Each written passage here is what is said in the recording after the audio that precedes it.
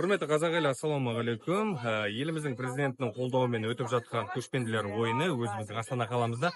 Дәл қазір мен Этно ауылға келіп тұрмын. Және Этно ауылға келгендегі бір себебім, мен сіздерге әрдайым айқайлап, қақсап жүрген 1975 жылы Олжас Сүлейменовтің Азия кітабы. Яғни сол кезде Совет өкіметінде ол кітапты негізі міне көріп отырғандарымызда Олжас Сүлейменовтің атына берілген киіз үй. Бұл жерде түркі халықтарының барлық тарихы бейнеленген. Олжас Сүлейменовтің кәдімгідей жазған кітаптары бар, барлық жинақтары бар.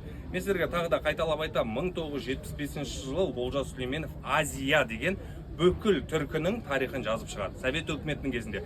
Бірақ өкінішке орай сол кітапты Совет өкіметі қудалап ешқандай жерге шығармай қояды. Олжас Сүлейменовтің өзі де біраз сол үшін сынға ұшырайды, анау болады, мынау болады. Бірақ дей тұрғанменен Олжас атамыз аман, міне киіз үйі тұр.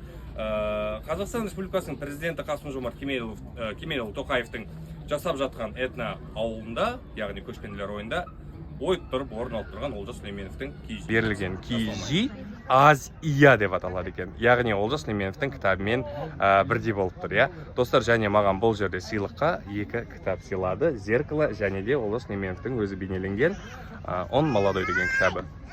Керемет.